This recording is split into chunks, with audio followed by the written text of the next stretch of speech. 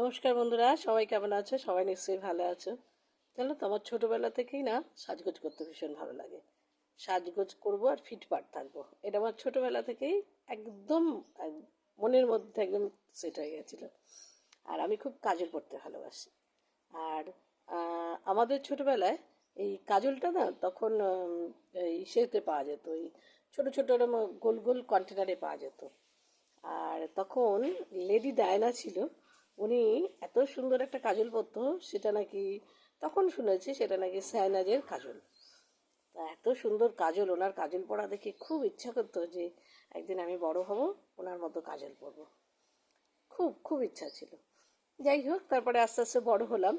তা আমি যখন স্কুলে চাকরি করি, মানে স্কুলের চাকরির প্রথম মাইনে দিয়ে আমি একটা কাজল কিনেছিলাম, কাজল পেন্সিল কিনেছিলাম ল্যাকমি। এটা মোটা কাজলটা ছিল। এখন খুব মনে পড়ছে, এই আজকে হঠাৎ কাজল পরতে পরতেই মনে পড়লো যে ওই মোটা ল্যাকমির কাজল পেন্সিলটা কিনে এত খুশি হয়েছিলাম, মনে হচ্ছিল যেন আমি বিরাট কিছু একটা কিনে ফেলেছি। তাই তখন ছোট ছোট জিনিস কিনে খুব মজা পেতাম। এখন তাই ভাবি যে এখন অনেক বড় অনেক কিছু কিনেও হয়তো সেই খুশিগুলো হয়তো পাই না, যেগুলো ছোটবেলায় ছোট ছোট জিনিস কিনে যে খুশিগুলো অনুভব করতাম। এটাই হয়তো বলে যে শৈশবের আনন্দ, কৈশোরের আনন্দ, আর বয়স্ক কালের আনন্দ। এখন বোধহয় আনন্দগুলো অন্যরকম। তখন শৈশবে একটা ছোট কিছু পেলেই খুব আনন্দিত হয়ে যেতাম, কিন্তু এখন অনেক কিছু পেলেও আনন্দ লাগে না।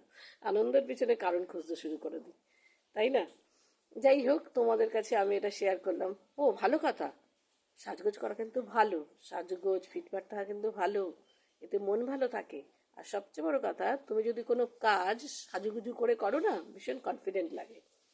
আর এখন তো সব অফিস টফিসে সেজে গুজে গেলে নিয়মই হয়ে গেছে সাজগোজ করে যাওয়া, ফিটফাট হয়ে যাওয়া। তা বলে ওই একগাদা মেকআপ করে যাওয়া নয়, হালকা লিপস্টিক, হালকা কাজল, আর একটু পরিষ্কার পরিচ্ছন্ন পোশাক, তাই না? তোমাদের কি মত? সবাই ভালো থেকো, আবার দেখা হবে। টাটা।